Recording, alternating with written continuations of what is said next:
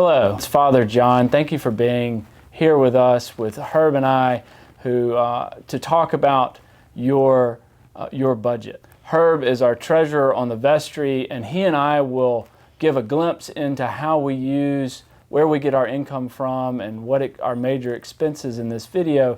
But also next week on the 16th of October, we will present in full transparency our budget and our hopes and where we need your help this year during this stewardship campaign. So Herb, if you would kind of explain in brief points what pledges are and where our income primarily comes from. Sure. Thank you, Father John. First of all, the vestry and the executive committee have the responsibility of creating a balanced budget, and that's important as far as expenses versus revenue. So I wanted to kind of go over where we get those expenses and where we get that revenue. Let's talk about revenue first. Basically, the vestry has to make the budget based on pledged amounts. So that's our main income stream as far as the budget goes. It's possible that we have other things that we can get revenue from.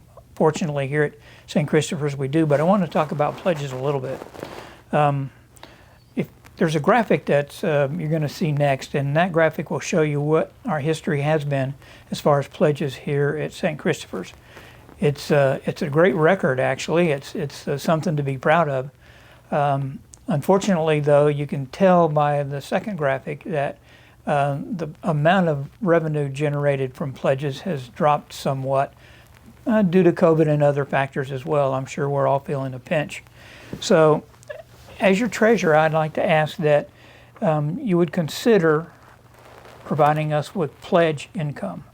If we were to increase our pledge income amount by 6%, that would provide the vestry the opportunity to make a sound budget and meet our additional expenses.